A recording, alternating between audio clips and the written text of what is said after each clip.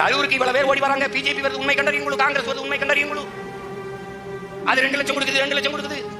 தூத்துக்குடியில் துப்பாக்கி சூட்டில் எங்கள் 15 பேர் சாகும் போது இந்த உண்மை கண்டறியுங்களு எங்கே தூங்கி கிடந்தது? எங்கே சுட சொன்னவன் யார்? எங்கிருந்து உத்தரவு வந்தது? மனு கொடுக்கத்தானே வந்தால் மக்கள். கலவரம் என்று எப்படி கணித்தீர்கள்?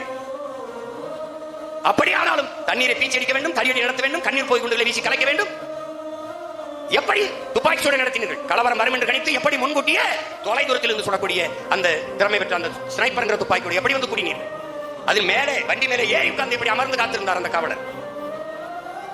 அப்படி சுட்டாலும் காலுக்கு கீழே தான் சுட வேண்டும். எப்படி கழுத்திலே குறிவாத்து சுட்டீர்கள்? இத்தனை கேள்வி ஒருவர் கூட எழுப்பவில்லையே. ஏன்?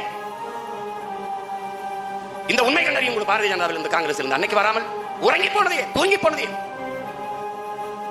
ஆந்திர காட்டுக்குள் செம்மரக்கட்டையை வெட்ட வந்தார்கள் தமிழர்கள் என்று திருட்டு பட்டம் கட்டி எங்களை சுட்டு போட்டார்.